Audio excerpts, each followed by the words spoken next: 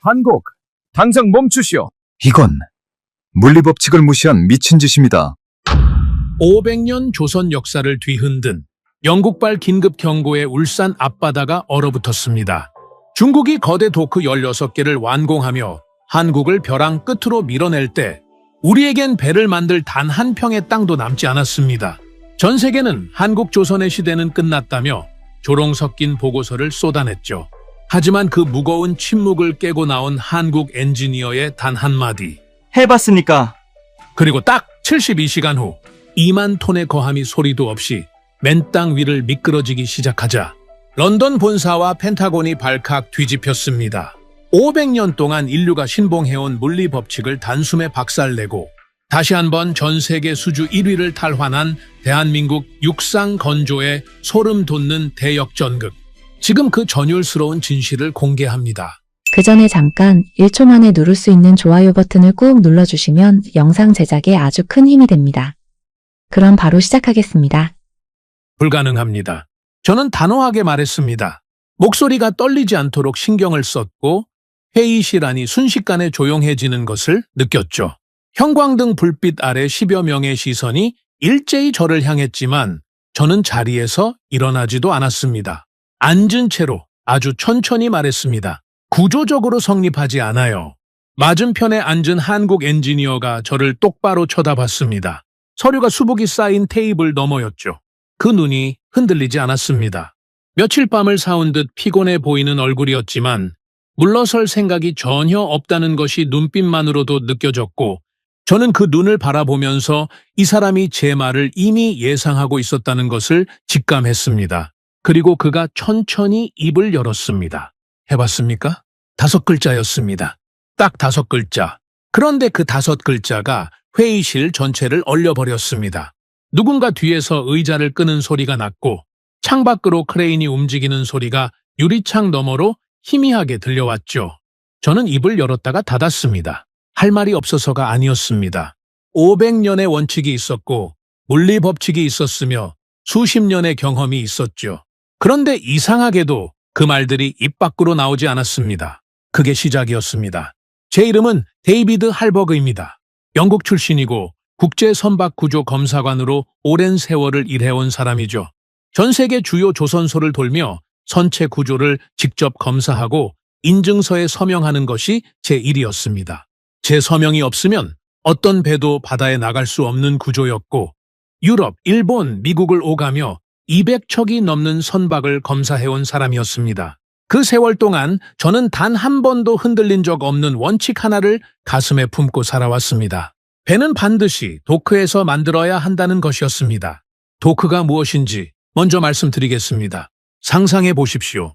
축구장 몇 배 크기의 땅을 수십 미터 깊이로 파내려 가는 겁니다. 그 거대한 구덩이 안에서 배를 처음부터 끝까지 완성하죠. 배가 다 만들어지면 그 구덩이에 바닷물을 서서히 채워 넣습니다. 물이 가득 차오르면 배가 떠오르고 그 상태로 바다로 내보내는 겁니다. 500년 전에 처음 만들어진 방식이고 지금까지 전 세계 조선업이 한결같이 따르고 있는 방법이죠. 왜 이렇게 복잡하게 구덩이를 파는 걸까요? 배가 얼마나 무거운지 한번 생각해 보십시오. 우리가 타는 승용차가 보통 1,500kg 정도 됩니다. 그런데 대형 선박 한 척은 그 승용차를 수만 대 쌓아놓은 것과 맞먹는 무게를 지니고 있죠. 그 어마어마한 무게를 그냥 땅 위에 올려놓으면 어떻게 될까요? 하중이 선체의 특정 지점에 집중되기 시작합니다. 집중된 하중은 아무리 두꺼운 철판도 서서히 구부러뜨리고 결국에는 금속 자체가 파단됩니다. 부러진다는 말이죠. 물은 선체 전체를 고르게 받쳐주기 때문에 그 문제가 생기지 않습니다. 500년 동안 전 세계가 이 방식을 따른 이유는 단 하나, 물리 법칙을 거스를 방법이 없었기 때문이었죠. 저는 그 원칙을 하늘이 만들어 놓은 자연의 이치처럼 믿어왔습니다. 그런데 세상이 흔들리기 시작했습니다. 그것도 두 방향에서 동시에. 한쪽에서는 중국이 움직이고 있었습니다. 어느 날 런던 본사에서 보고서 한 장이 제 책상 위에 놓였는데 중국이 해안선을 따라 도크를 대규모로 건설하고 있다는 내용이었죠. 저는 천천히 읽어 내려가다가 한 지점에서 손을 멈췄습니다. 단 한 해에만 16개의 도크를 완공했다는 숫자였습니다. 국가 자금이 직접 투입됐고 부지, 선정부터 완공까지 민간 기업이 감히 따라갈 수 없는 속도로 밀어붙이고 있었죠. 도크가 늘어나면 한 번에 만들 수 있는 배의 수가 늘어나고 납기를 앞당길 수 있으며 가격을 낮출 수 있고 결국 전 세계 발주처들은 중국을 선택하게 됩니다. 단순하고 명쾌한 논리였지만 그 단순한 논리가 글로벌 시장을 조용히 집어삼키고 있었습니다. 다른 한쪽에서는 한국이 막혀가고 있었습니다. 울산과 거제, 세계 최고의 조선소들이 모여있는 곳인데 도크가 이미 한계까지 가득 차 있었죠. 수주 잔량은 3년치 이상 쌓여 있었지만 정작 새로운 배를 만들 자리가 없었습니다.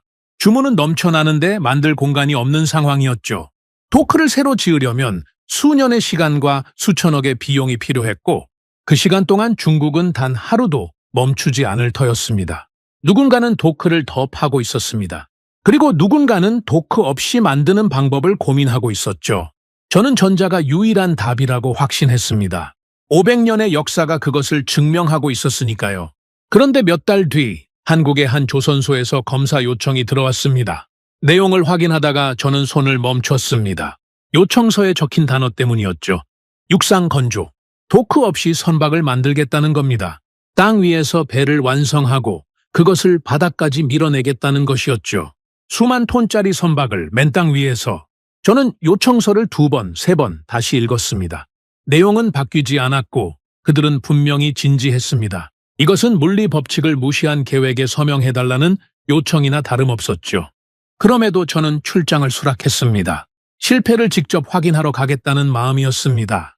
그리고 그 회의실에서 저는 그 말을 들었습니다. 해봤습니까?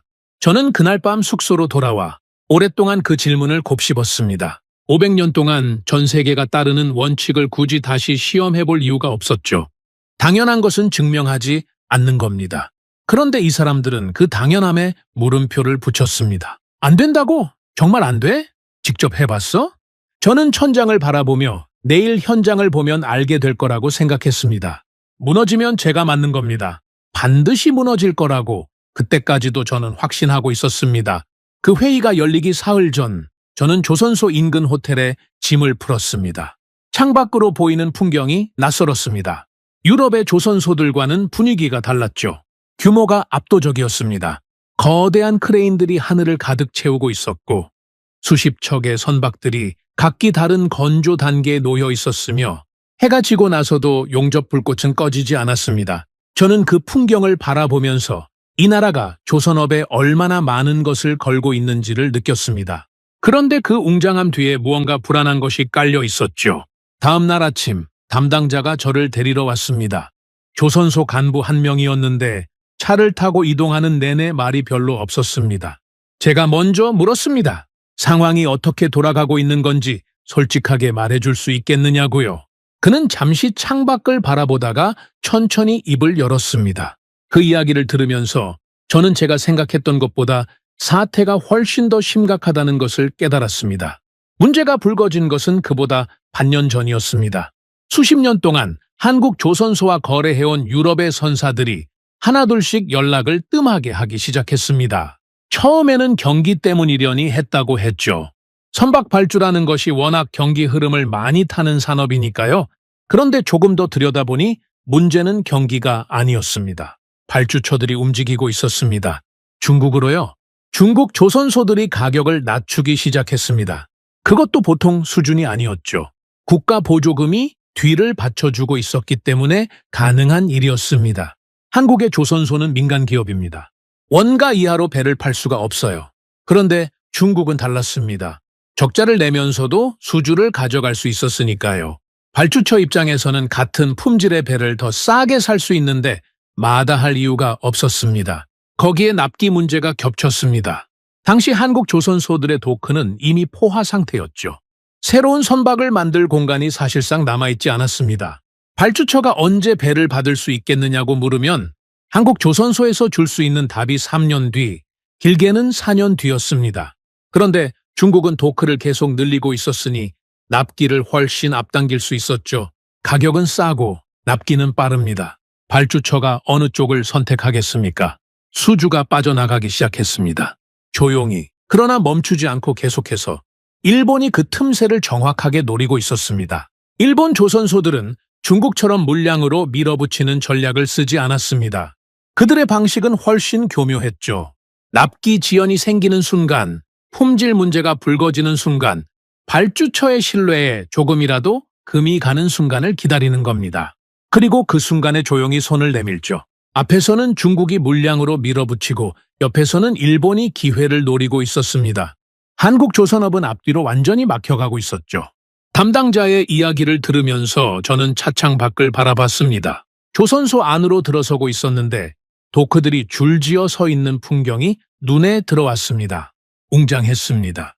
그런데 그 웅장함이 오히려 저를 더 무겁게 만들었습니다. 저 도크들이 한계라는 사실이 실감났으니까요. 더 이상 늘릴 수도, 더 빠르게 돌릴 수도 없는 한계.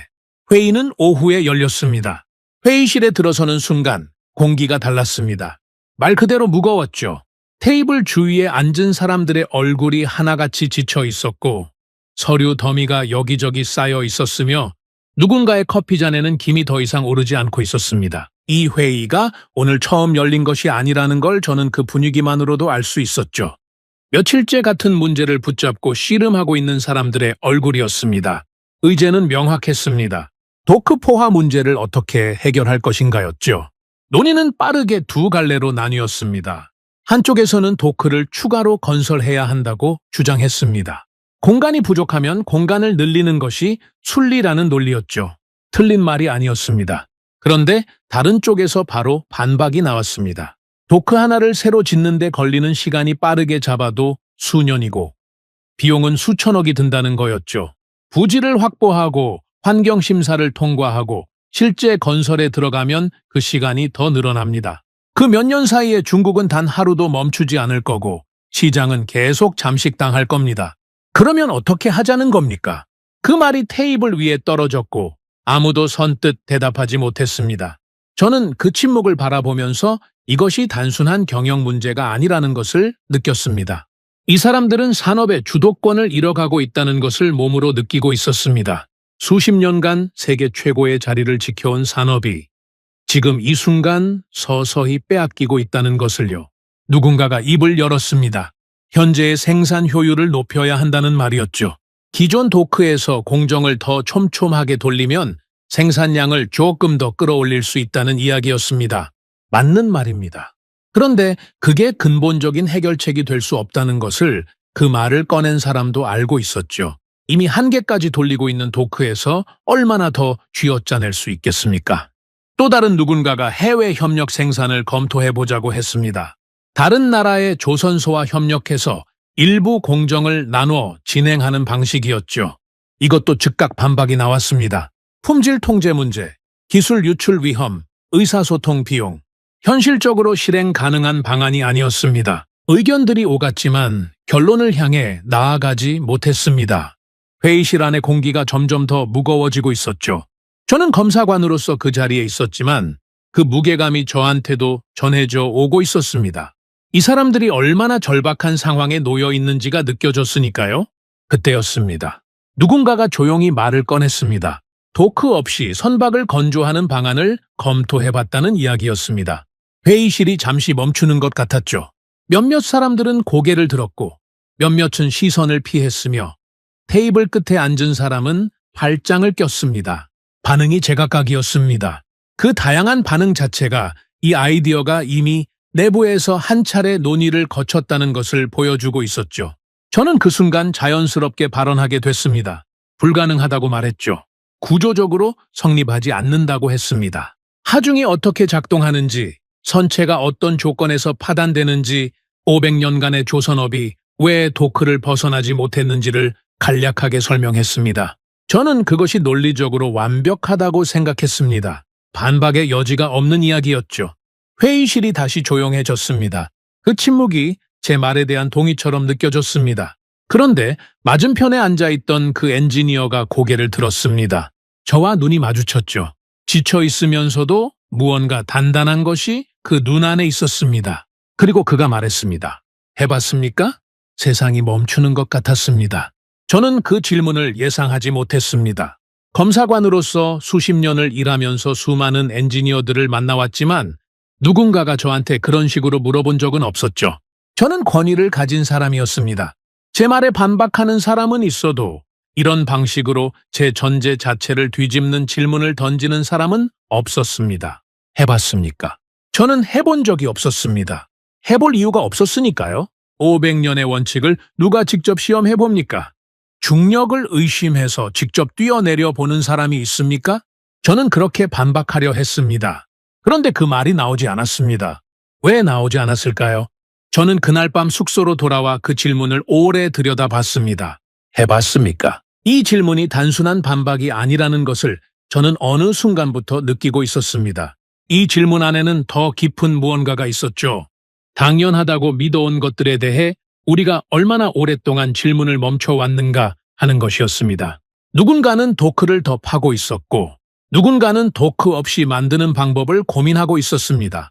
저는 전자가 유일한 답이라고 평생 믿어왔죠. 그 믿음이 처음으로 흔들리는 것을 느꼈습니다. 아주 미세하게 오랫동안 움직이지 않던 것이 처음으로 조금씩 움직이기 시작하는 것처럼 무너질 것이라는 확신은 아직 사라지지 않았습니다. 하지만 그날 밤부터 저는 그것이 정말 무너지는지 직접 보고 싶다는 생각을 하기 시작했습니다. 현장을 처음 제대로 둘러본 것은 그 회의가 끝나고 이틀이 지난 날이었습니다. 담당자가 이른 아침부터 저를 안내했는데 조선소 안쪽 깊숙이 들어갈수록 분위기가 달라지는 것이 느껴졌습니다. 일반 건조 구역과는 확연히 다른 공기였죠. 크레인 소리와 용접 불꽃이 넘쳐나는 일반 구역을 지나 조금 더 안쪽으로 들어가자 넓고 평탄한 공간이 나타났습니다. 그리고 그 공간 한가운데 그것이 있었습니다. 저는 걸음을 멈췄습니다. 선체의 일부였습니다. 아직 완성된 것이 아니라 초기 단계였지만 그 크기만으로도 압도적이었죠. 수십 미터 길이의 철판 구조물이 땅 위에 세워져 있었습니다. 도크가 아니었습니다. 바닷물도 없었습니다. 그냥 맨 땅이었죠. 그리고 그 선체 아래에는 수백 개의 지지대가 촘촘하게 깔려 있었습니다. 저는 그 지지대들을 바라보면서 이것이 하중을 분산하려는 시도라는 것을 바로 알아챘습니다. 그리고 동시에 이것이 왜 안 되는지도 바로 알았습니다. 제가 오랜 세월 동안 쌓아온 경험이 한꺼번에 작동하기 시작했습니다. 저는 그 선체를 바라보면서 이 구조물이 어떻게 무너질 것인지를 머릿속으로 그려보고 있었죠. 건조가 진행될수록 선체의 무게는 계속 늘어납니다. 상부 구조물이 올라가고 기관실이 채워지고 각종 장비들이 탑재되면서 하중의 분포가 시시각각 바뀌죠. 그 과정에서 선체의 중앙부와 양 끝단의 응력이 집중되기 시작합니다. 물 위에서라면 부력이 그 응력을 분산시켜주지만 땅 위에서는 다릅니다. 지지대가 아무리 많아도 각 지점에 가해지는 하중이 허용 범위를 넘어서는 순간 금속은 버티지 못합니다. 선체가 서서히 변형되고 변형이 한계를 넘어서면 파단이 일어납니다. 수천억 원짜리 선박이 완성되기도 전에 그 자리에서 주저앉는 거죠. 이건 시작해서는 안 되는 일이었습니다. 그런데 그 엔지니어가 옆에 나타났습니다. 어디선가 걸어오고 있었는데 저와 눈이 마주치자 가볍게 고개를 끄덕이며 다가왔죠. 그는 선체를 한번 바라보더니 제가 무슨 생각을 하고 있는지 알고 있다는 듯이 먼저 말을 꺼냈습니다. 하중 문제를 어떻게 풀었는지 설명해 주겠다고 했죠. 저는 들어보겠다고 했습니다. 물론 제 확신은 바뀌지 않았습니다. 하지만 검사관으로서 상대방의 이야기를 끝까지 듣는 것은 의무이기도 했죠. 그가 설명한 방법은 유압 지지대 시스템이었습니다. 선체 아래에 수백 개의 유압 지지대를 배치하는 겁니다. 그 숫자가 그냥 나온 것이 아니었죠. 선체 전체의 하중을 계산하고 건조 단계별로 무게 중심이 어떻게 이동하는지를 분석하며 각각의 지지대가 받아야 하는 하중을 정밀하게 산출한 결과였습니다. 선체 전체를 수백 개의 손으로 고르게 받쳐드는 것과 같은 원리라고 했죠. 하중을 없애는 것이 아니라 쪼개서 분산시키는 방식이었습니다. 저는 즉각적으로 반론을 제기했습니다. 이론적으로는 맞는 말입니다. 하중을 충분히 잘게 쪼개면 각 지점에 가해지는 응력이 허용 범위 안에 머물 수 있죠. 그런데 현실이 문제였습니다. 수백 개의 지지대가 완벽하게 같은 압력을 유지하려면 각각의 지지대가 실시간으로 조정되어야 합니다. 선체의 하중 배분은 건조 과정 내내 변하니까요. 상부 구조물이 한쪽에 먼저 올라가면 무게 중심이 이동합니다. 장비가 탑재되는 순서에 따라 선체에 가해지는 응력의 패턴이 달라지죠. 그 모든 변화를 실시간으로 감지하고 수백 개의 지지대를 동시에 조정한다는 것이 말처럼 쉬운 일입니까? 그 엔지니어는 잠시 저를 바라봤습니다. 그리고 말했습니다. 그렇기 때문에 실시간 하중 모니터링 시스템을 함께 개발했다고요. 각각의 유압 지지대에 센서를 부착하고 그 센서들이 수집하는 데이터를 중앙에서 실시간으로 분석해서 각 지지대의 압력을 자동으로 조정하는 시스템이라고 했습니다. 선체에 가해지는 하중이 변하는 순간 시스템이 그것을 감지하고 즉각적으로 대응한다는 거였죠. 저는 그 말을 듣고 잠시 말을 멈췄습니다. 이론적으로는 작동할 수 있는 방법이었습니다. 정말로 이론적으로는요. 그런데 이론과 현실 사이에는 언제나 간극이 있습니다. 저는 그 간극을 너무나 많이 봐왔습니다. 완벽하게 설계된 시스템이 현장에서 예상치 못한 변수 하나 때문에 무너지는 것을 수없이 목격해왔죠. 집안의 미세한 치마, 금속의 온도 팽창, 바람의 방향, 심지어 작업자들이 한쪽에 몰려있을 때 발생하는 하중 변화까지 실제 현장에는 어떤 시뮬레이션도 완전히 잡아낼 수 없는 변수들이 존재합니다. 저는 그것을 정확히 짚었습니다. 단 하나의 센서가 오작동하거나 지지대, 하나가 예상과 다르게 작동하는 것만으로도 연쇄 반응이 시작될 수 있다고 말했습니다. 시스템이 그것을 감지하고 보정하기까지 걸리는 시간이 아주 짧더라도 그 짧은 순간에 선체에 가해지는 응력이 허용 한계를 넘어선다면 그걸로 끝이라고 했죠. 수만 톤짜리 선체가 변형되기 시작하면 되돌릴 수 없습니다. 수천억이 날아가는 것으로 끝나는 것이 아니라 현장에 있는 사람들의 안전도 장담할 수 없게 됩니다. 그 엔지니어는 제 말을 끊지 않고 끝까지 들었습니다. 고개를 끄덕이는 것이 반박을 준비하는 것인지 아니면 동의하는 것인지 알 수 없었습니다. 그리고 그가 천천히 입을 열었습니다. 맞습니다. 그래서 작은 규모에서 먼저 시작했습니다. 저는 그 말을 듣고 잠시 멈췄습니다. 실험을 거쳤다는 말이었죠.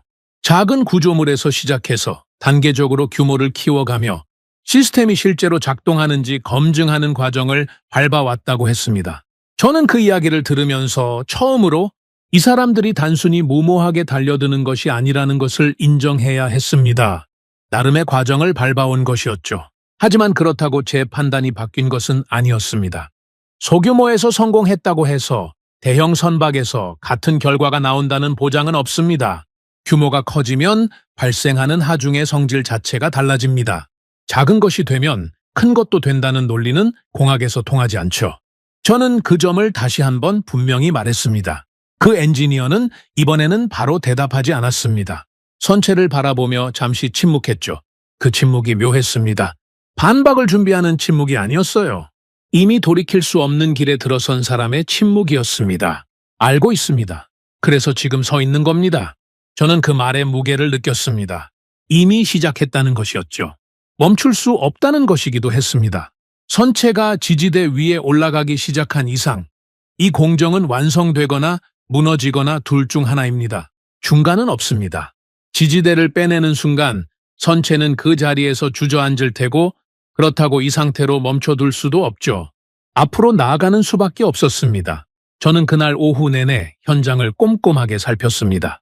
유압 지지대의 배치를 직접 확인했고 센서 시스템의 구조를 들여다봤으며 하중 계산 자료를 처음부터 끝까지 검토했습니다. 한 가지는 인정해야 했습니다. 준비가 허술하지 않았습니다. 각각의 지지대 위치가 왜 그 자리여야 하는지, 압력이 어떤 순서로 조정되어야 하는지, 어떤 수치를 넘어서면 위험 신호로 간주할 것인지가 모두 계산돼 있었죠. 이 사람들이 이 문제를 얼마나 오랫동안 붙잡고 있었는지가 느껴지는 자료였습니다. 그런데 저의 우려는 사라지지 않았습니다. 오히려 더 선명해졌습니다. 자료가 치밀할수록 이 시도가 실패했을 때의 결과가 얼마나 참혹할지가 더 또렷하게 보였으니까요. 이 사람들이 쏟아부은 시간과 노력과 자본이 눈에 들어왔습니다. 수백 명이 매달려 수개월을 준비해온 것이었죠. 그것이 한순간에 무너진다면 그 충격은 단순히 경제적 손실로 끝나지 않을 겁니다. 이 도전 자체가 실패의 상징이 되고 육상 건조라는 개념 자체가 영원히 불가능의 낙인을 받게 되는 거죠. 저는 그날 밤 검사 기록을 정리하면서 위험 요소들을 하나씩 적어 내려갔습니다. 목록이 길었습니다. 그런데 이상한 일이 생겼습니다. 적다 보니 각각의 위험 요소 옆에 그들이 이미 대응 방안을 마련해 놓은 것들이 눈에 들어오기 시작했습니다. 전부는 아니었습니다. 여전히 대응이 불충분한 부분도 분명히 있었죠. 하지만 제가 처음에 생각했던 것처럼 완전히 무방비 상태는 아니었습니다. 저는 펜을 내려놓고 잠시 멍하니 앉아 있었습니다. 확신이 바뀐 것은 아니었습니다. 선체는 반드시 무너져야 합니다. 그것이 물리 법칙이고 저는 그 법칙을 너무나 오랫동안 너무나 많은 현장에서 확인해 왔습니다. 그 확신은 아직 흔들리지 않았죠. 그런데 이상하게도 그날 밤 저는 잠이 잘 오지 않았습니다. 눈을 감으면 그 선체가 보였습니다. 수백 개의 지지대 위에 올려진 거대한 철판 구조물, 그리고 그 엔지니어의 눈빛이 보였습니다. 이미 돌이킬 수 없는 길에 들어선 사람의 눈빛, 이제 돌이킬 수 없었습니다. 그들도 저도 마찬가지였습니다. 저는 이 공정의 검사관으로 서명을 하고 이 현장에 서 있었습니다. 이것이 무너지는 순간 저도 그 자리에 있을 것이었습니다. 선체는 반드시 무너질 거라고 저는 그때도 확신했습니다. 그런데 그 확신이 예전과 조금 달라져 있었습니다. 예전의 확신이 당연함에서 나온 것이었다면 그날 밤의 확신은 무언가를 애써 붙잡고 있는 것 같은 느낌이었습니다. 그 차이가 무엇을 의미하는지 그때의 저는 아직 알지 못했습니다. 건조가 본격적으로 시작된 것은 제가 현장에 도착하고 나서 일주일이 지난 날이었습니다. 저는 그날 아침 일찍 현장에 나갔습니다. 해가 완전히 뜨기 전이었는데도 작업은 이미 시작돼 있었죠. 수백 명의 작업자들이 각자의 위치에서 움직이고 있었고 유압 지지대 시스템이 가동을 시작했으며 선체의 상부 구조물이 하나씩 올려지기 시작했습니다. 크레인이 천천히 철골 구조물을 들어 올리는 소리, 용접 불꽃이 튀는 소리, 작업자들이 무전으로 주고받는 목소리들이 뒤섞여 있었죠. 거대한 기계가 깨어나는 소리였습니다. 저는 그 풍경을 바라보면서 한 가지 생각만 했습니다. 이론은 완벽해 보였습니다. 수백 개의 유압 지지대, 실시간 하중 모니터링 시스템, 치밀하게 계산된 하중 분산 배치, 종이 위에서는 흠잡을 데가 없었죠. 그런데 지금부터가 진짜입니다. 이론이 현실 앞에서 어떻게 무너지는지 저는 너무 많이 봐왔으니까요. 검사관으로서 저는 그날부터 매일 아침 현장에 나가 기록을 남겼습니다. 유압 지지대의 압력 수치를 확인하고 선체 각 부위의 변형 여부를 점검하며 센서 데이터를 들여다보는 것이 매일의 일과가 됐죠. 사흘이 지났습니다. 나흘이 지났습니다. 선체는 버티고 있었습니다. 저는 그것이 단순히 아직 하중이 충분히 가해지지 않았기 때문이라고 생각했습니다. 선체의 무게가 본격적으로 늘어나기 시작하면 달라질 거라고 봤죠. 그리고 닷새째 되던 날, 처음으로 이상 신호가 잡혔습니다. 모니터링 시스템 화면에서 특정 구역의 압력 수치가 올라가기 시작했습니다. 선체 중앙부에서 약간 앞쪽으로 치우친 지점이었죠. 처음에는 미미한 변화였습니다. 허용 범위 아니었고 시스템이 자동으로 인근 지지대들의 압력을 조정하면서 균형을 맞추려 하고 있었습니다. 저는 그 수치를 바라보면서 기록을 남겼습니다. 시작됐구나 하는 생각이었습니다. 하중이 집중되기 시작하면 이렇게 됩니다. 처음에는 미미합니다. 그래서 사람들이 방심하죠. 그런데 그 미미한 집중이 서서히 누적됩니다. 특정 지점에 가해지는 응력이 조금씩 허용 범위를 향해 올라가기 시작하죠. 그리고 어느 순간 임계점을 넘어서는 겁니다. 그 순간은 예고 없이 옵니다. 저는 그런 사례를 제 손으로 직접 기록해왔습니다. 그날 오후 저와 함께 현장을 살피던 다른 해외 검사관 한 명이 제 옆으로 왔습니다. 독일 출신의 베테랑이었는데 조선업 경력이 저 못지않은 사람이었죠. 그가 모니터 화면을 들여다보더니 낮은 목소리로 말했습니다. 이거 봤어? 중앙부 압력이 올라가고 있잖아? 저는 고개를 끄덕였습니다. 이미 확인하고 있었으니까요. 그가 팔짱을 끼며 말을 이었습니다. 자기도 처음에는 반신반의했는데 이 수치를 보니 역시 예상대로 흘러가고 있다고 했죠. 붕괴는 시간 문제라고 했습니다. 확신의 참 목소리였습니다. 저는 그 말에 동의했습니다. 같은 생각이었으니까요. 며칠이 더 지나면서 상황은 더 복잡해졌습니다. 선체 상부 구조물이 계속 올라가면서 전체 무게가 빠르게 늘어나고 있었습니다. 유압 시스템이 쉴 새 없이 작동하면서 압력을 조정하고 있었죠. 한쪽에 압력이 올라가면 인근 지지대들이 자동으로 반응하면서 하중을 재분배하는 방식이었습니다. 저는 그 과정을 지켜보면서 이 시스템이 생각보다 정교하게 작동하고 있다는 것을 인정해야 했습니다. 하지만 그것이 제 결론을 바꾸지는 않았습니다. 정교한 시스템도 한계가 있습니다. 하중이 특정 임계점을 넘어서면 시스템이 아무리 빠르게 반응해도 따라잡을 수 없게 되죠. 선체가 버티고 있다는 것은 아직 그 임계점에 도달하지 않았다는 의미일 뿐입니다. 선체의 무게가 계속 늘어나고 있었고 그 임계점은 점점 가까워지고 있었습니다. 그런데 그 즈음 저는 한 가지를 발견했습니다. 선체 하부 특정 지점에서 미세한 변형의 흔적이 보였습니다.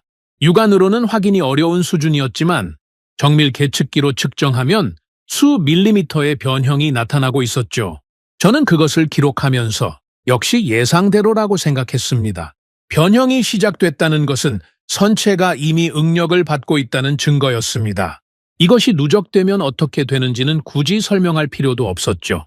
저는 그날 저녁 검사 보고서에 명확하게 적었습니다. 선체 하부에서 미세 변형이 감지되고 있으며 건조가 진행될수록 하중이 증가함에 따라 변형이 심화될 가능성이 높다고요. 공정지속에 대한 재검토가 필요하다는 의견도 덧붙였습니다. 검사관으로서 해야 할 말을 한 것이었죠. 다음 날 아침 그 보고서를 두고 짧은 논의가 있었습니다. 그 엔지니어는 제 보고서를 읽고 나서 잠시 생각했습니다. 미세 변형은 이미 시스템에서도 감지하고 있었다고 했습니다. 그리고 그것이 허용 범위 안의 변형인지 아니면 위험 신호인지를 계속 모니터링하고 있다고 했죠. 저는 그가 이 상황을 과소평가하고 있다고 생각했습니다. 이건 무너져야 정상입니다. 저는 그에게 직접 말했습니다. 돌려 말할 이유가 없었죠. 하중이 한 점에 몰리는 순간 끝입니다. 아무리 정교한 시스템이 있어도 물리 법칙을 거스를 수는 없어요. 저는 그 장면을 수도 없이 봐왔습니다. 정밀하게 설계된 구조물이 예상치 못한 순간에 무너지는 것을 현장에서 직접 목격해왔습니다. 미세 변형이 시작됐다는 것은 그 과정이 이미 진행 중이라는 신호입니다. 그 엔지니어는 제 말을 듣고 나서 한동안 말이 없었습니다. 그러더니 현장으로 나가자고 했죠. 직접 보여주고 싶은 것이 있다고 했습니다. 우리는 선체 쪽으로 걸어갔습니다. 그는 유압 시스템 제어 패널 앞에 서서 실시간으로 올라오는 데이터를 가리켰습니다. 각각의 지지대에서 보내오는 압력 수치들이 화면을 가득 채우고 있었죠. 그가 특정 구역을 짚으며 설명했습니다. 미세 변형이 감지된 지점의 지지대들이 이미 자동으로 압력을 조정하면서 하중을 재분배하고 있다고 했죠. 변형이 진행되는 속도가 시스템의 대응 속도보다 훨씬 느리다고 했습니다. 저는 그 수치들을 들여다봤습니다. 틀린 말이 아니었습니다. 데이터는 실제로 그것을 보여주고 있었죠. 변형이 진행되고 있었지만 그 속도가 예상보다 훨씬 느렸습니다. 시스템이 실시간으로 대응하면서 하중이 한 점으로 집중되는 것을 막고 있었죠. 저는 그 수치들을 보면서 무언가 이상하다는 느낌을 받았습니다. 이상하다는 것은 제 예측과 다르다는 말이었습니다. 그런데 저는 그 느낌을 바로 눌러버렸습니다. 아직입니다. 선체의 무게는 계속 늘어나고 있고 하중은 계속 증가하고 있습니다. 지금 시스템이 버티고 있다는 것은 아직 진짜 한계에 도달하지 않았다는 의미일 뿐이에요. 저는 그 생각을 붙잡았습니다. 그로부터 일주일이 더 지났습니다. 선체의 건조는 계속 진행됐고 무게는 계속 늘어났으며 유압 시스템은 쉬지 않고 작동했습니다.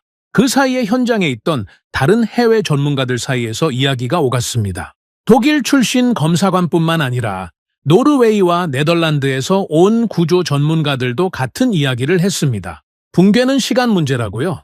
기존의 어떤 기준으로 계산해도 이 구조물이 이 상태를 계속 유지하는 것은 불가능하다는 거였습니다. 저는 그 이야기들을 들으면서 동의했습니다. 같은 결론이었으니까요. 그런데 선체는 무너지지 않았습니다. 하루가 지나도 이틀이 지나도 일주일이 지나도 선체는 그 자리에 서 있었습니다. 하중은 계속 늘어나고 있었고 미세 변형의 수치는 조금씩 올라가고 있었지만 임계점을 향해 치솟는 것이 아니라 마치 어떤 선을 유지하듯이 일정한 범위 안에서 움직이고 있었습니다. 유압 시스템이 그 범위를 지키고 있었던 거죠. 저는 그 사실 앞에서 처음으로 당혹스러움을 느꼈습니다. 틀린 것이 아닐 수 있다는 생각이 아니었습니다. 그보다 더 원초적인 당혹감이었죠. 제 계산이 맞지 않고 있었습니다. 수치가 제가 예측한 방향으로 움직이지 않고 있었습니다. 검사관으로서 저는 항상 데이터를 따릅니다. 감이 아니라 수치로 판단하는 것이 제 원칙이죠. 그런데 지금 수치가 제 예측을 따르지 않고 있었습니다. 저는 그날 저녁 혼자 제어 패널 앞에 앉아서 데이터를 다시 들여다봤습니다. 처음부터 끝까지 하나씩 확인했습니다. 압력 수치, 변형 속도, 하중 분산 패턴, 제가 놓친 것이 있는지 살폈죠. 계산 오류가 있었는지, 센서 이상이 있는 것은 아닌지도 확인했습니다. 오류가 없었습니다. 데이터는 정확했습니다. 그렇다면 왜 버티고 있는 건지 저는 그 답을 찾지 못했습니다. 이상한 일이었습니다. 500년 동안 검증된 원칙이 있습니다. 수만 톤의 하중을 땅 위에서 지지하면 선체는 파단된다는 것이죠. 그 원칙을 전 세계 조선업이 따르고 있고 저를 포함한 수많은 전문가들이 그것을 현장에서 확인해 왔습니다. 이 선체도 그 원칙을 따라야 합니다. 그런데 따르지 않고 있었습니다. 나는 그 장면을 수도 없이 봐왔습니다. 하중이 집중되고 금속이 서서히 변형되고 그리고 파단되는 장면을요. 그것은 제가 경험으로 알고 있는 것이 아니라 온몸으로 새겨온 것이었습니다. 그런데 이번에는 달랐습니다.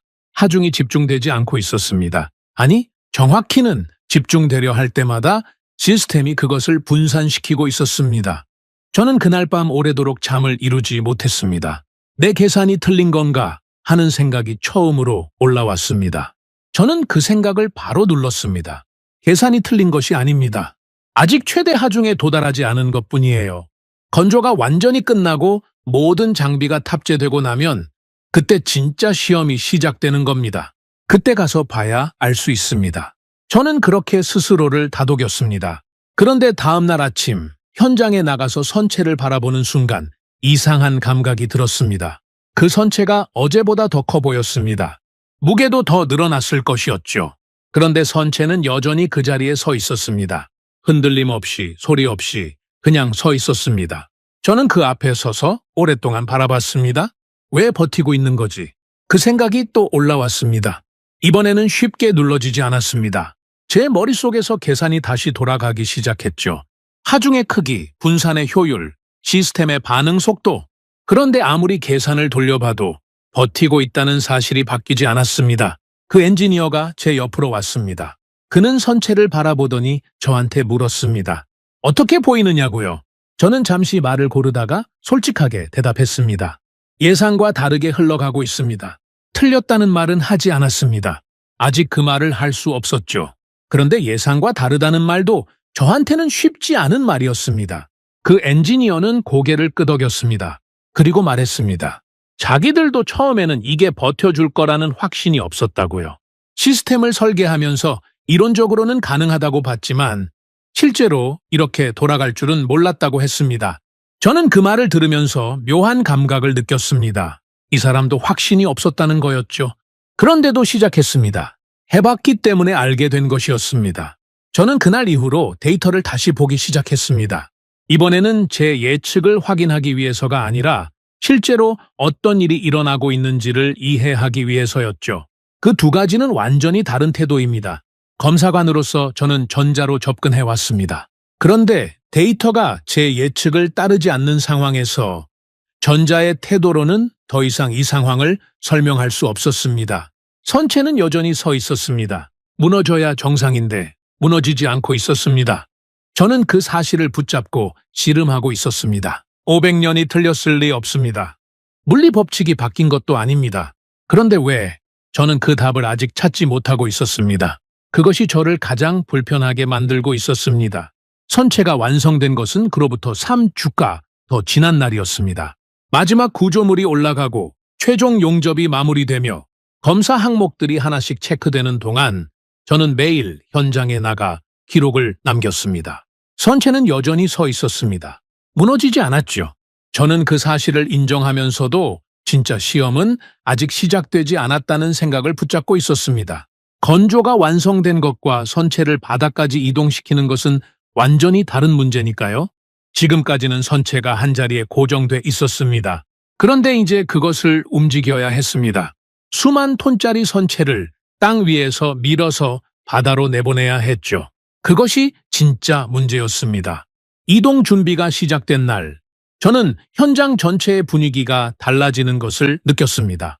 건조가 진행되는 동안에도 긴장감이 있었지만 그것은 장기간에 걸쳐 서서히 누적되는 종류의 긴장감이었습니다. 그런데 이동 준비가 시작되면서 달라졌죠.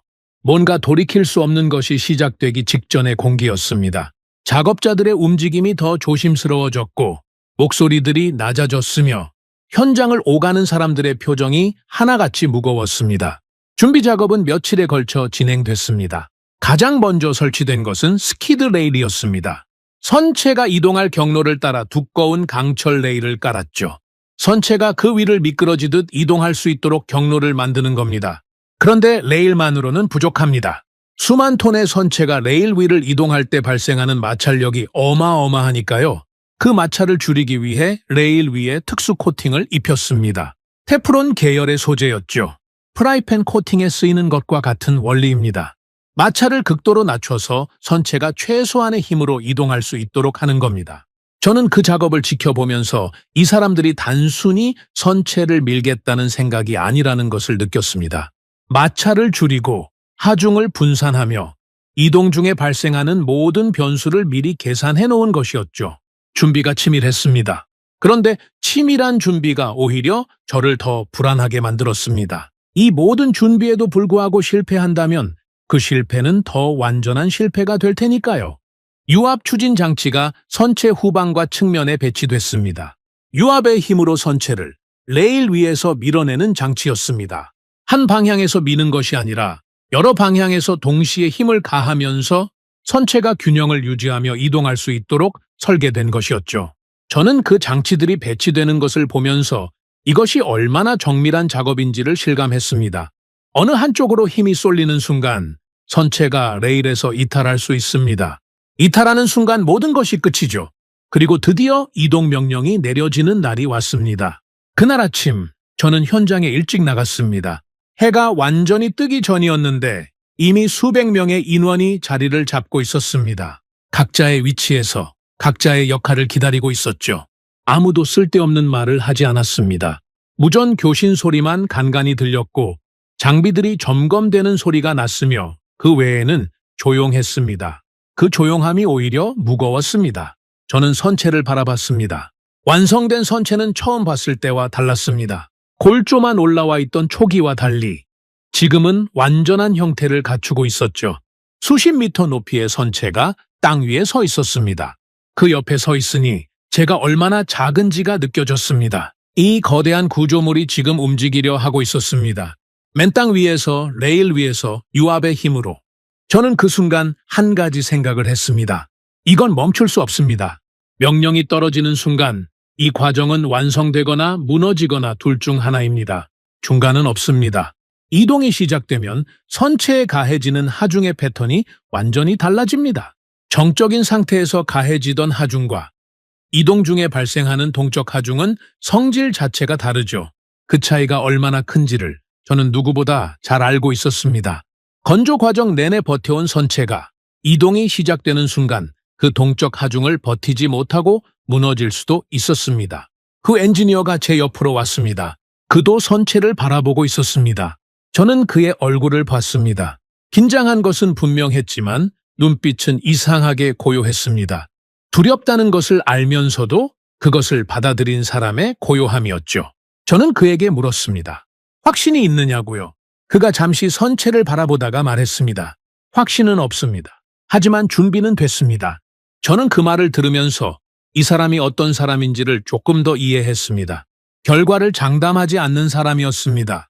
그러나 자신이 할 수 있는 모든 것을 했다는 것은 알고 있는 사람이었죠. 총괄 지휘자가 앞으로 나왔습니다. 무정기를 들고 각 구역의 준비 상황을 확인하기 시작했습니다. 하나씩 천천히. 유압 추진 장치 이상 없음. 스키드 레일 상태 이상 없음. 하중 모니터링 시스템 정상 가동. 각 구역에서 확인 신호가 들어올 때마다 지휘자가 고개를 끄덕였습니다. 저는 그 과정을 지켜보면서 숨을 고르고 있었습니다. 그리고 지휘자가 마지막으로 전체 인원을 향해 말했습니다. 모두 준비되셨습니까? 현장이 완전히 멈췄습니다. 수백 명이 숨을 죽였습니다. 크레인도 멈췄고 장비 소리도 사라졌으며 바람 소리만 남았습니다. 저는 그 정적 속에서 심장 소리가 들리는 것 같았습니다. 제 것인지 옆 사람 것인지 알 수 없었죠. 그 순간이 얼마나 길었는지 모릅니다. 실제로는 몇 초였겠지만 그 몇 초가 훨씬 길게 느껴졌습니다. 지휘자가 말했습니다. 시작합니다. 유압 시스템이 작동하기 시작했습니다. 처음에는 소리였습니다. 유압 장치들이 압력을 올리는 낮고 깊은 소리가 현장을 채웠습니다. 기계가 힘을 준비하는 소리였죠. 저는 그 소리를 들으면서 눈을 선체에 고정했습니다. 어떤 변화가 생기는지 놓치지 않으려고요. 그리고 그것이 움직였습니다. 처음에는 제가 잘못 본 것인 줄 알았습니다. 눈의 착각인 줄 알았죠. 그런데 착각이 아니었습니다. 선체가 움직이고 있었습니다. 아주 천천히 그러나 분명하게 레일 위를 미끄러지듯 이동하기 시작했습니다. 저는 그 순간 숨이 멎는 것 같았습니다. 소리가 없었습니다. 그게 더 충격이었죠. 수만 톤짜리 선체가 움직이는데 소리가 없었습니다. 쿵 하는 충격음도 없었고 집안이 흔들리는 것도 없었으며 금속이 긁히는 소리도 없었습니다. 그냥 미끄러지고 있었습니다. 거대한 것이 소리도 없이 움직이는 장면은 어떤 말로도 설명하기가 어렵습니다. 보고 있는데도 믿기지 않는 종류의 광경이었죠. 저는 눈을 비볐습니다. 밀리고 있는 것이 아니었습니다. 억지로 힘을 줘서 끌어당기는 것도 아니었죠. 마치 거대한 것이 스스로 미끄러지듯 아주 자연스럽게 이동하고 있었습니다. 테프론 코팅이 마찰을 극도로 낮췄기 때문이었겠지만 그 원리를 알고 있어도 눈앞의 광경은 여전히 믿기 어려웠습니다. 현장에 있던 사람들의 반응이 각각이었습니다.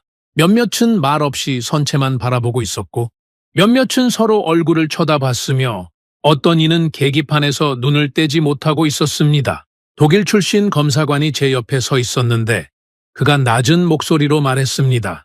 이게 말이 됩니까? 저는 대답하지 못했습니다. 저도 같은 생각이었으니까요. 선체는 계속 이동했습니다.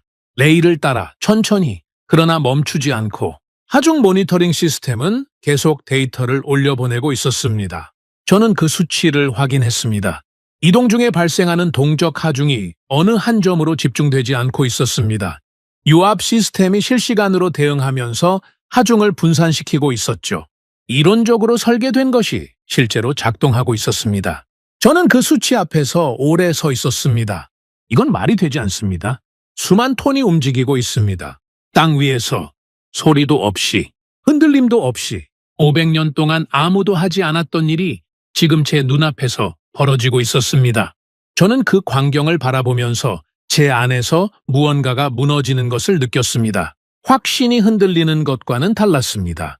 확신이 흔들리는 것은 의심이 들 때 생기는 감각이죠. 그런데 이것은 달랐습니다. 무언가가 단단하게 자리를 잡고 있던 것이 그 자리를 잃어가는 감각이었습니다. 그 엔지니어가 어느새 제 옆에 와 있었습니다. 그도 선체를 바라보고 있었죠. 저는 그에게 아무 말도 하지 않았습니다. 할 말이 없었습니다. 그가 먼저 말을 걸었습니다. 어떻게 보입니까? 저는 잠시 말을 골랐습니다. 검사관으로서 전문가로서 어떤 말을 해야 하는지 생각했죠. 그런데 이번에는 전문가의 언어가 나오지 않았습니다. 그냥 보이는 것을 말했습니다. 움직이고 있습니다. 그게 제가 할 수 있는 전부였습니다. 선체는 계속 이동했습니다. 목표 지점을 향해 레일 위를 미끄러지며 현장의 공기가 조금씩 달라지기 시작했습니다. 처음의 긴장과 공포가 서서히 다른 무언가로 바뀌어가고 있었죠. 저는 그것이 무엇인지 한동안 알지 못했습니다. 나중에야 깨달았습니다. 그것은 경이로움이었습니다. 수백 명이 그 자리에 서서 선체가 이동하는 것을 바라보고 있었습니다. 아무도 말이 없었죠. 소리도 없이 움직이는 거대한 선체 앞에서 사람들도 소리 없이 그것을 지켜보고 있었습니다. 그 장면 자체가 무언가 거대한 것이 바뀌고 있다는 것을 말해주는 것 같았습니다. 저는 그날 선체가 목표 지점에 완전히 도달하는 것을 끝까지 지켜봤습니다. 이동이 완료됐을 때 현장에서 박수가 터졌습니다. 조용히, 그러다가 점점 크게. 저는 그 박수 소리를 들으면서 박수를 치지 못했습니다. 손이 움직이지 않았습니다. 기쁨 때문이 아니었습니다. 제 안에서 무언가가 정리되지 않고 있었기 때문이었죠. 수만 톤이 움직였습니다.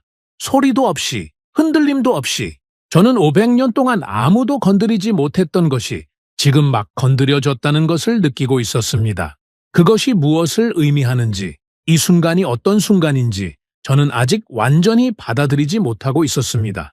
그런데 한 가지는 알 수 있었습니다. 제 계산이 틀렸습니다.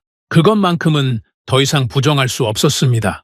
선체가 레일 위를 완전히 이동하는 데 성공했지만 진짜 위기는 그 이후에 기다리고 있었습니다. 저는 그것을 알고 있었습니다. 선체가 육지에서 바지선으로 넘어가는 구간이 남아 있었으니까요. 바지선이란 쉽게 말씀드리면 선체를 물 위로 운반하기 위한 거대한 수상 플랫폼입니다. 육지에서 완성된 선체를 바지선 위로 옮기고 바지선이 선체를 싣고 바다로 나가서 진수하는 방식이죠. 그 과정에서 선체는 육지와 바지선에 동시에 걸쳐지는 구간을 반드시 통과해야 합니다.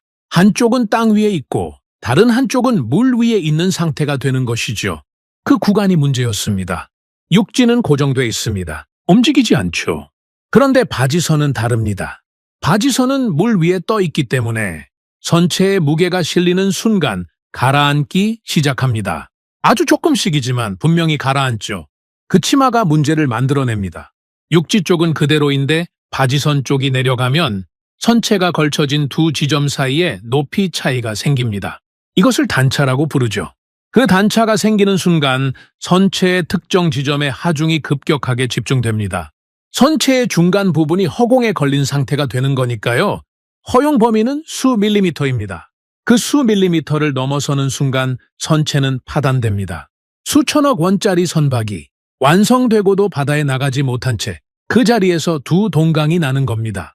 저는 그 물리적 현실을 머릿속으로 그리면서 이 구간이 이 공정 전체에서 가장 위험한 지점이라는 것을 분명히 알고 있었습니다. 이동이 시작되던 날, 현장의 공기는 레일 이동 때와 완전히 달랐습니다.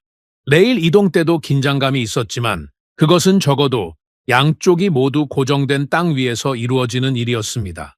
그런데 이번에는 달랐습니다. 한쪽은 육지, 다른 한쪽은 바다. 한쪽은 고정, 다른 한쪽은 움직이는 조건이었죠. 그 비대칭이 만들어내는 위험의 성질이 완전히 달랐습니다. 저는 그것을 알고 있었고 현장에 있는 사람들도 그것을 알고 있었습니다.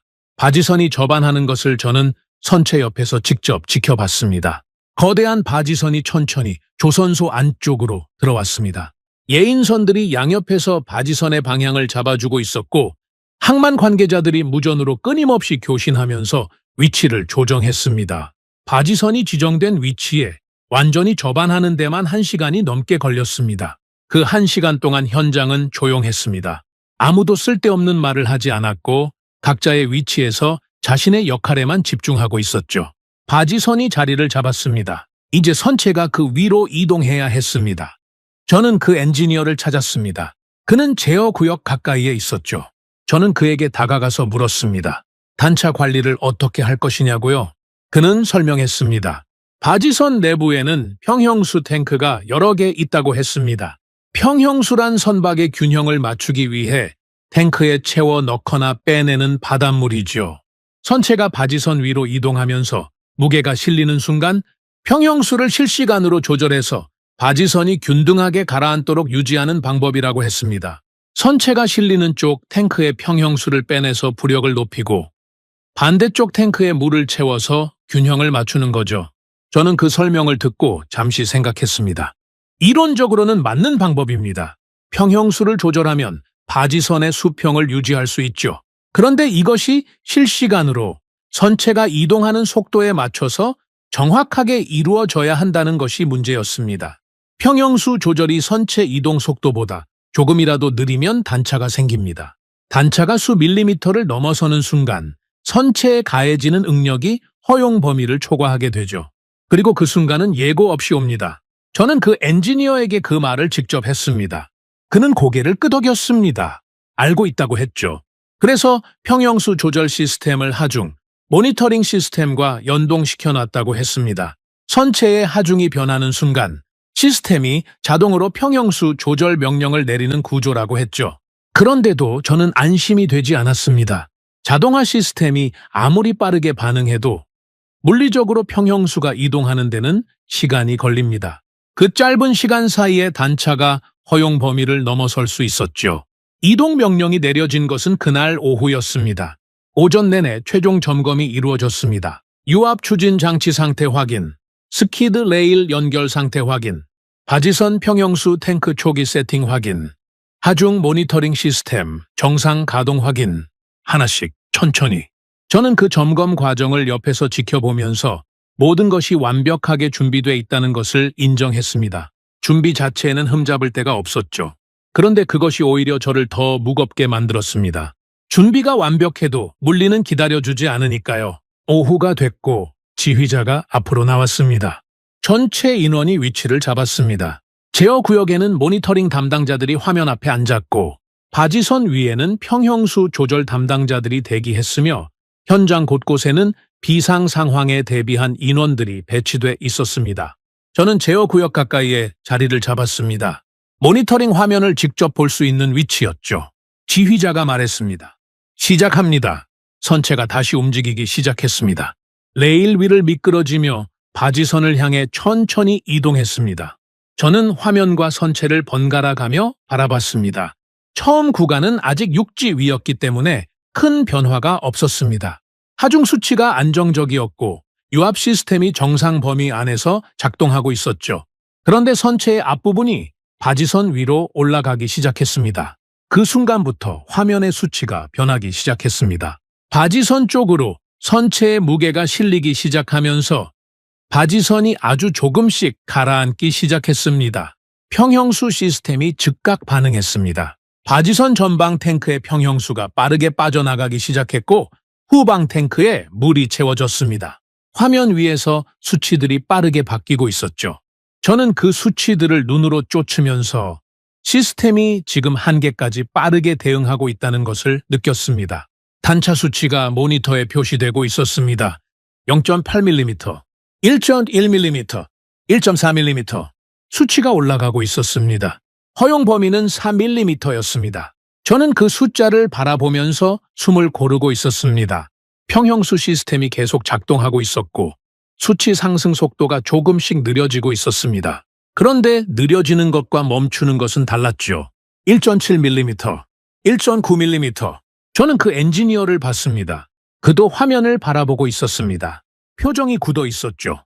옆에 있던 독일 검사관이 낮은 목소리로 말했습니다. 올라가고 있어? 맞았습니다. 올라가고 있었습니다.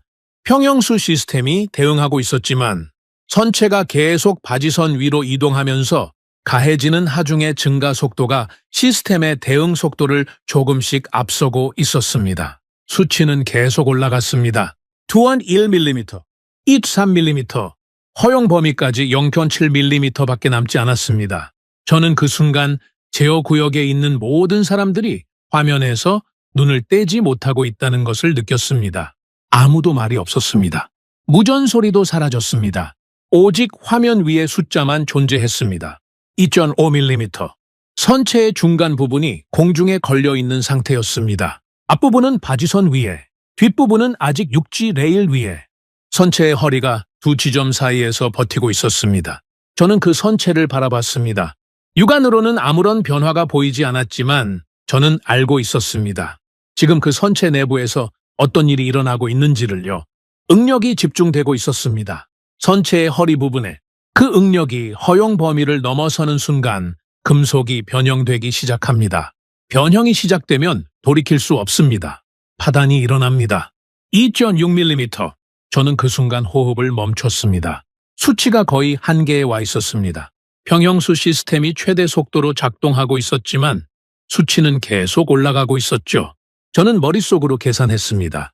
지금 선체 이동 속도와 하중 증가 속도, 평형수 대응 속도를 모두 감안하면 이 수치가 3mm를 넘어서는데 얼마나 걸리겠습니까? 얼마 걸리지 않을 것이었습니다. 그 엔지니어가 갑자기 무정의를 들었습니다. 그리고 빠르게 지시를 내렸습니다. 한국어였기 때문에 저는 정확히 무슨 말인지 알아듣지 못했습니다. 그런데 그 지시가 내려지자마자 바지선 위에서 무언가가 달라지기 시작했습니다. 바지선 중앙부의 평형수 탱크에서 급격하게 물이 빠져나가기 시작했습니다. 기존에 작동하던 전방과 후방 탱크 조절에 더해서 중앙부 탱크까지 동시에 대응하기 시작한 것이었죠. 화면을 봤습니다. 1.6mm, 2.6mm, 2.5mm. 수치가 멈췄습니다. 그리고 조금씩 내려가기 시작했습니다. 저는 그 화면을 바라보면서 숨을 내쉬었습니다. 언제부터 숨을 참고 있었는지도 몰랐습니다. 제 옆에 있던 독일 검사관도 같은 순간에 숨을 내쉬는 것이 느껴졌습니다. 우리는 서로 아무 말도 하지 않았습니다. 수치는 계속 내려갔습니다. T-mm, 2.0mm, 1.8mm. 선체는 계속 이동하고 있었지만 단차 수치는 안정적인 범위 안으로 내려와서 그 안에서 유지되기 시작했습니다. 평형수 시스템이 선체 이동에 맞춰서 실시간으로 대응하면서 바지선이 균등하게 가라앉도록 잡아주고 있었죠. 그 엔지니어가 추가로 내린 중앙부 탱크 조절 지시가 결정적이었습니다. 시스템이 자동으로 대응하고 있었지만 그가 현장의 감각으로 한 가지를 더 추가한 것이었습니다. 저는 그 판단이 어디서 나온 것인지 생각했습니다. 시스템이 알아서 하는 것이 아니었습니다. 화면 위에 숫자가 말해주는 것이 아니었습니다. 수치를 보면서, 현장을 보면서 몸으로 익혀온 감각과 데이터를 동시에 읽으면서 내린 판단이었습니다. 그 판단이 0.34mm를 만들어냈습니다. 하단과 생존 사이에 0.4mm를요. 선체가 바지선 위로 완전히 올라갔습니다. 육지 레일과의 연결이 완전히 끊어지고 선체의 무게 전체가 바지선 위에 실렸습니다. 저는 그 순간을 지켜보면서 단차 수치를 확인했습니다. 1.2mm, 허용 범위 아니었습니다. 선체 하중 분산 수치도 정상 범위였습니다. 구조 안정성 지표도 모두 녹색이었죠. 현장에서 박수가 터졌습니다. 이번에는 아까보다 훨씬 크게 그리고 훨씬 오래 작업자들이 서로 어깨를 두드리고 있었고 몇몇은 그 자리에서 손으로 얼굴을 감쌌습니다. 저는 그 장면들을 보면서 이 사람들이 지금 이 순간에 얼마나 많은 것을 걸고 있었는지를 새삼 느꼈습니다. 저는 그 엔지니어를 찾았습니다. 그는 제어 구역 한켠에 서서 화면을 바라보고 있었습니다. 박수 소리에도 움직이지 않고 있었죠. 저는 그에게 다가갔습니다. 그가 고개를 돌려 저를 봤습니다. 눈이 충혈돼 있었습니다. 며칠째 잠을 제대로 못 잔 것이 얼굴에 그대로 드러났죠. 저는 그에게 말했습니다. 그 판단 언제 내렸습니까? 중앙부 탱크 추가 조절 말입니다. 그가 잠시 생각하더니 말했습니다. 수치가 2.5mm를 넘어서는 순간이었다고 했습니다. 시스템이 전방과 후방 탱크만으로 대응하고 있었는데 그것만으로는 속도가 부족하다는 것을 느꼈다고요. 수치가 아니라 느낌이었다고 했습니다. 저는 그 말을 듣고 오래 생각했습니다. 수치가 아니라 느낌. 27년 경력의 검사관인 저도 수십 년 경험의 해외 전문가들도 그 순간에 화면만 바라보고 있었습니다. 수치가 오르는 것을 보면서 숨을 죽이고 있었죠. 그런데 이 사람은 수치를 보면서 동시에 현장을 읽고 있었습니다. 그 두 가지를 동시에 읽어낼 수 있는 것은 이 공정을 처음부터 끝까지 자신의 몸으로 만들어 온 사람만이 할 수 있는 일이었습니다. 저는 그날 저녁 숙소로 돌아와 오랫동안 앉아 있었습니다. 수 밀리미터였습니다. 파단과 생존 사이의 거리가 수 밀리미터였습니다. 그 수 밀리미터를 지켜낸 것은 시스템이기도 했지만 동시에 사람이기도 했습니다. 계산이기도 했지만 동시에 감각이기도 했죠. 500년 동안 아무도 하지 않았던 일이 지금 이 자리에서 이루어지고 있었는데 그것을 가능하게 만든 것이 단순히 기술만이 아니라는 생각이 들었습니다. 저는 그날 밤 처음으로 이것이 성공할 수도 있겠다는 생각을 했습니다. 아직 완전히 끝난 것이 아니었습니다. 바지선에 실린 선체가 바다로 나가서 진수되는 과정이 남아 있었죠. 그것도 쉬운 일이 아닙니다. 그런데 오늘 이 구간을 넘어선 것이 무언가 결정적인 것을 증명했습니다. 수 밀리미터. 그 차이가 세상을 바꾸고 있었습니다. 바지선이 움직이기 시작한 것은 다음 날 이른 아침이었습니다. 예인선 두 척이 바지선 앞뒤에 줄을 걸고 천천히 당기기 시작했습니다. 거대한 바지선이 조선소 안쪽에서 서서히 빠져나오는 광경을 저는 부두 끝에 서서 바라봤습니다. 선체가 그 위에 실려 있었죠. 어제 그 긴박했던 순간들을 지나서 완성된 선체가 이제 바다로 나가고 있었습니다. 아침 안개 속에서 그 거대한 형체가 천천히 멀어져 가는 것을 보면서 저는 아무 말도 할 수 없었습니다. 진수는 그날 오후에 이루어졌습니다. 바지선이 지정된 해역에 도달하면 바지선 내부에 바닷물을 채워서 서서히 가라앉히는 방식으로 선체를 바다 위에 띄우는 공정이었습니다. 저는 그 과정을 지켜보기 위해 안전구역에 자리를 잡았습니다. 바지선이 천천히 수면 아래로 내려가기 시작했습니다. 선체가 바닷물에 닿기 시작했죠. 처음에는 선체의 하부만 물에 잠겼고 그 다음에는 중앙부가 그리고 바지선이 완전히 가라앉으면서 선체가 온전히 물 위에 떠올랐습니다. 선체가 바다 위에 떠 있었습니다. 육지에서 만들어진 선체가 도크의 도움 없이 500년의 방식을 벗어나서 온전히 바다 위에 서 있었습니다. 저는 그 장면을 바라보면서 한동안 움직이지 못했습니다. 눈앞에 있는 것이 분명한 현실인데 그것을 받아들이는데 시간이 걸렸습니다. 이 선체가 무너질 것이라고 제가 확신했던 그 선체가 지금 바다 위에서 아무렇지도 않게 떠 있었습니다. 그날 저는 처음으로 인정했습니다. 틀렸습니다. 57년의 인생에서 검사관으로 일한 수십 년의 세월에서 저는 그 말을 이렇게 무겁게 써본 적이 없었습니다. 틀렸다는 것은 단순히 예측이 빗나갔다는 의미가 아니었습니다. 제가 진리라고 믿어온 것, 의심조차 해본 적 없는 원칙이 틀렸다는 것이었죠. 500년 동안 전 세계가 따라온 방식이 유일한 답이 아니었다는 것이었습니다. 그 무게가 얼마나 큰지는 직접 겪어보지 않으면 알기 어렵습니다. 저는 그날 저녁 그 엔지니어를 찾아갔습니다. 그는 사무실에 있었습니다. 진수가 성공적으로 마무리됐음에도 불구하고 그는 아직 보고서를 작성하고 있었죠. 제가 들어서자 고개를 들었습니다. 저는 그에게 말했습니다. 제가 틀렸다고요? 그 한마디를 꺼내는데 생각보다 오래 걸렸습니다. 입 밖으로 나오기까지 몇 번을 고르고 또 골랐습니다. 그 엔지니어는 아무 말도 하지 않았습니다. 그냥 조용히 고개를 끄덕였습니다. 그 고개 끄덕임이 저를 이겼다는 표정이 아니었습니다. 그냥 들었다는 표현이었죠. 저는 그 반응이 오히려 더 마음에 걸렸습니다. 이 사람은 처음부터 저를 이기려 한 것이 아니었습니다. 그냥 해보려 했던 것이었죠. 그날 밤 저는 호텔로 돌아가지 않고 한동안 부두에 서 있었습니다. 바다가 보였습니다. 선체가 멀리 불빛을 내며 정박해 있었죠. 저는 그 불빛을 바라보면서 지난 몇 주를 되돌아봤습니다. 처음 이 현장에 왔을 때 저는 실패를 기록하러 온 사람이었습니다. 불가능한 시도를 눈으로 확인하고 검사관으로서 그것을 문서화하러 온 것이었죠. 그런데 지금 제가 기록해야 할 것은 전혀 다른 것이 됐습니다. 파도 소리가 들렸습니다. 바람이 차가웠습니다. 저는 그 자리에서 한참을 움직이지 않았습니다. 수십 년 동안 제가 서 있던 자리가 어디였는지를 생각했죠. 저는 언제나 완성된 것을 확인하는 사람이었습니다. 만들어진 것을 검사하고 기준에 맞는지를 판단하며 서명을 하는 사람이었죠. 그 기준이 500년 동안 바뀐 적이 없었기 때문에 저도 바뀐 적이 없었습니다. 그런데 지금 그 기준 자체가 바뀌는 순간을 제가 이 자리에서 목격했습니다. 아니, 그것을 처음으로 인증한 사람이 됐습니다. 그 감각이 묘했습니다. 무겁기도 했고 동시에 이상하게 홀가분하기도 했습니다. 다음 날 저는 혼자 현장을 다시 걸었습니다. 선체가 떠나고 난 자리에는 스키드 레일이 남아 있었습니다.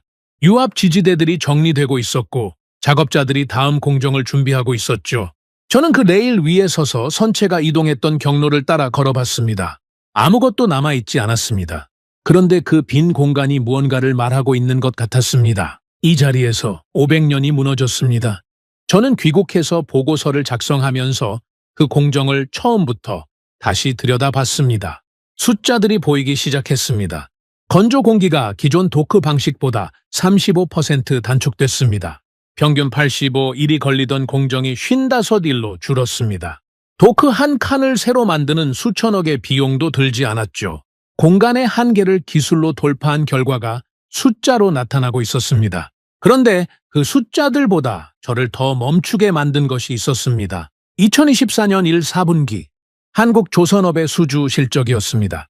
그 분기에 한국이 기록한 수주 금액이 136억 달러였습니다. 전 세계 조선업 수주 시장에서 중국을 제치고 세계 1위를 탈환한 것이었죠. 저는 그 숫자를 보면서 한동안 보고서에서 눈을 떼지 못했습니다. 한번 생각해 보십시오. 중국은 국가 자금을 쏟아부으며 도크를 수십 개씩 늘려가고 있었습니다. 물량을 앞세워 가격을 낮추고 납기를 앞당기며 전 세계 발주처들을 흡수하고 있었죠. 규모로 보면 상대가 되지 않는 싸움이었습니다. 그런데 결과는 달랐습니다. 도크를 늘린 쪽이 아니라 도크 없이 만드는 방법을 만든 쪽이 세계 1위를 가져갔습니다. 숫자는 거짓말을 하지 않았습니다. 136억 달러가 그것을 증명하고 있었죠. 저는 그때 처음으로 이 싸움의 본질이 무엇인지를 이해했습니다. 이것은 도크의 싸움이 아니었습니다. 설비의 싸움도 아니었죠. 이것은 문제를 어떻게 바라보는가의 싸움이었습니다. 공간이 부족하면 공간을 더 만든다는 생각과 공간이 부족하면 공간이 필요 없는 방법을 만든다는 생각, 그 두 가지 사고 방식의 싸움이었습니다. 그리고 시장은 이미 어느 쪽이 이겼는지를 보여주고 있었습니다. 저는 그날 밤 오래전에 그 엔지니어가 던진 질문을 다시 생각했습니다. 해봤습니까? 그 질문이 이제는 다르게 들렸습니다. 처음에 저는 그 질문을 반박으로 받아들였습니다. 당신이 틀렸을 수도 있지 않느냐는 도전으로요? 그런데 이제 보니 그 질문은 그런 의미가 아니었습니다. 그 질문은 단순하고 순수했습니다. 당연하다고 믿어온 것들을 직접 해봤느냐는 것이었죠. 해보지도 않고 불가능하다고 단정 짓는 것이 과연 맞는 일이냐는 것이었습니다. 500년 동안 아무도 그 질문을 하지 않았습니다. 해볼 이유가 없었으니까요. 도크는 완벽한 해법이었습니다. 작동했고 검증됐으며 안전했죠. 그것을 굳이 바꿀 이유가 없었습니다. 그런데 한국은 도크를 더 이상 늘릴 수 없는 상황에 놓였고 그 막다른 곳에서 아무도 하지 않았던 질문을 했습니다. 해봤어? 정말 안 돼? 직접 해봤어? 그 질문 하나가 500년을 바꿔놓았습니다. 저는 보고서 마지막 장에 이렇게 적었습니다. 이 공정은 기존의 어떤 조선 기준으로도 설명되지 않는다고요. 새로운 기준이 필요하다고 했습니다. 그리고 그 새로운 기준은 한국에서 만들어졌다고 명확히 기록했습니다. 검사관으로서 그 기록을 남기는 것이 제 마지막 역할이었습니다. 펜을 들고 서명란 앞에서 저는 잠시 멈췄습니다. 수십 년 동안 수백 번의 서명을 해왔습니다. 그런데 이 서명은 달랐습니다. 손이 선뜻 움직이지 않았습니다. 나쁜 의미가 아니었습니다. 이 한 줄의 서명이 무엇을 의미하는지가 너무 선명하게 느껴졌기 때문이었죠. 이것은 단순히 선박 하나의 완성을 인증하는 서명이 아니었습니다. 하나의 시대가 바뀌었다는 것을 인정하는 서명이었고 500년 동안 이어져 온 방식이 더 이상 유일한 방식이 아니라는 것을 공식적으로 기록하는 서명이었습니다. 저는 숨을 한번 고르고 천천히 서명했습니다. 서명을 마치고 나서 저는 잠시 그 이름을 바라봤습니다. 데이비드 할버그. 500년의 법칙이 무너지는 순간을 목격하고 그것을 처음으로 인증한 사람의 이름이었습니다. 저는 그 서명을 하면서 처음으로 이 일이 자랑스럽다는 생각을 했습니다. 제 자랑이 아니었습니다. 이것을 해낸 사람들에 대한 자랑이었죠.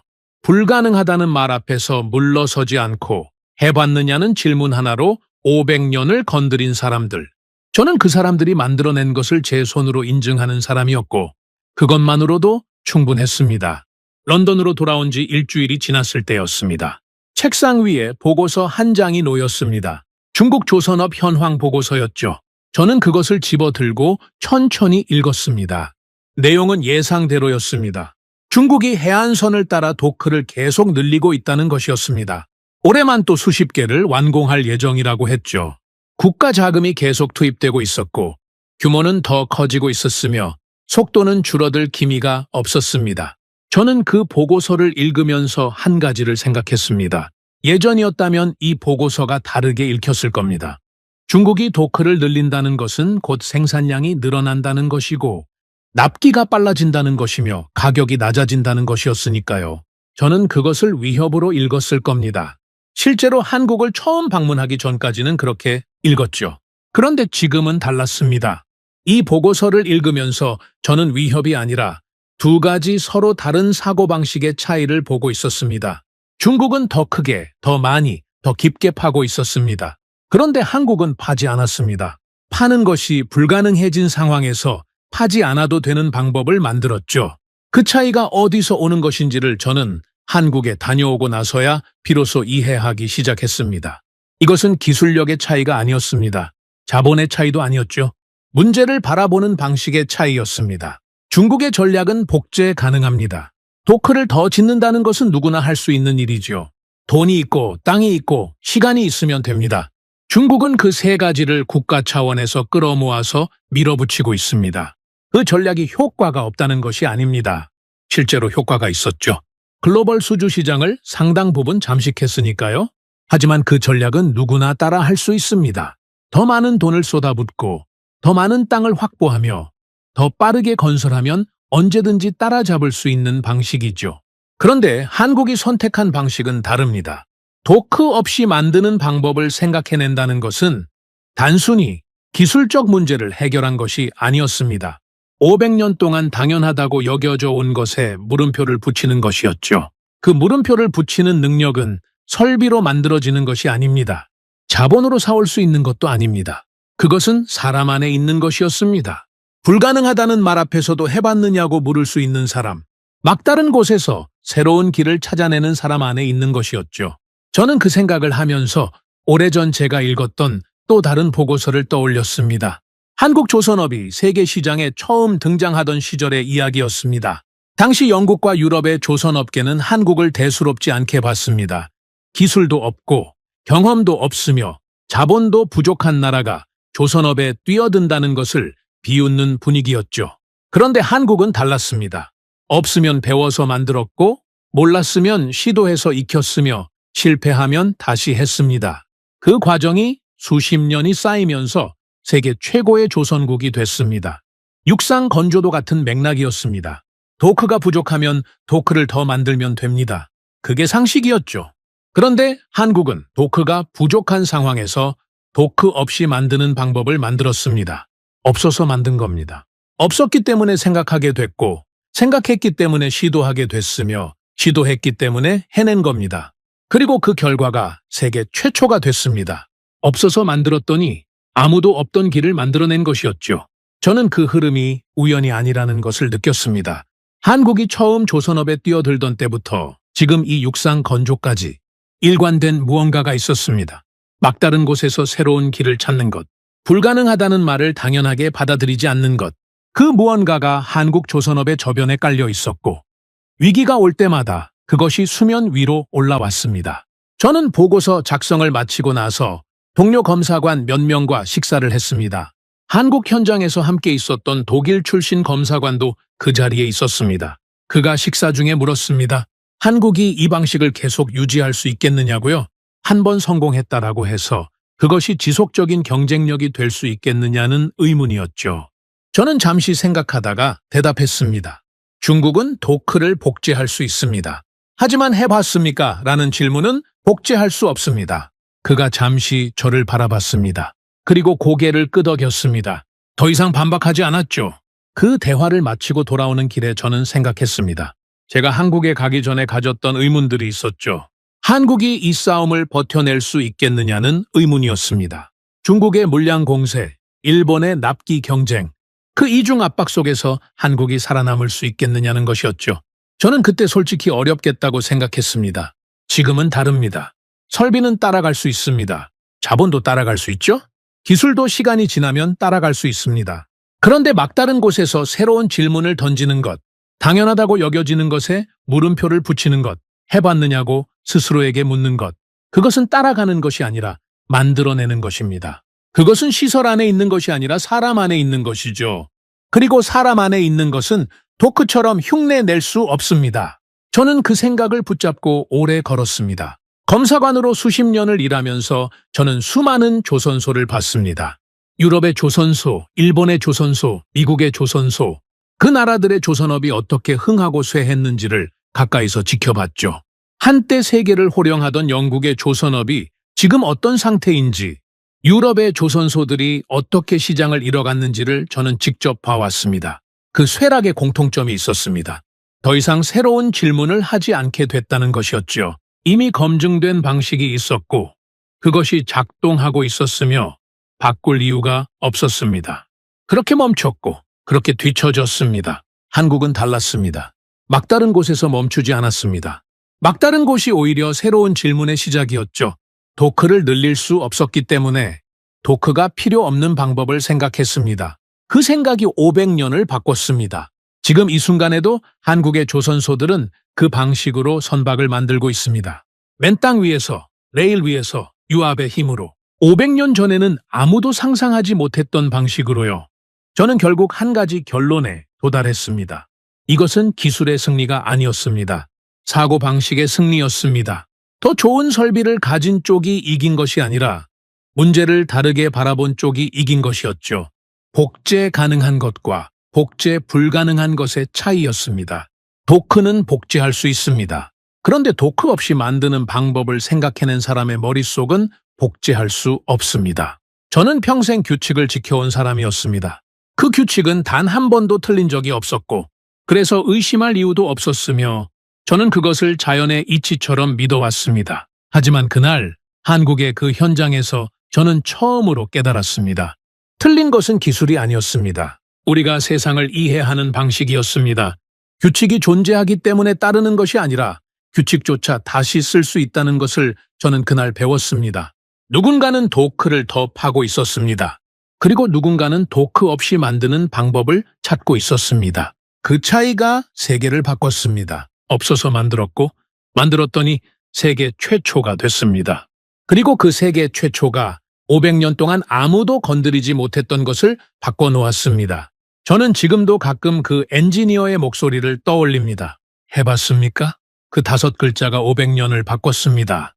그리고 저도 바꿨습니다. 오늘의 사연은 여기까지입니다. 구독과 좋아요는 영상 제작에 아주 큰 힘이 됩니다. 지금까지 감동테라스 저는 소희였습니다. 오늘도 우리 구독자님들의 가정에 따뜻한 행복이 가득하시길 진심으로 바라겠습니다.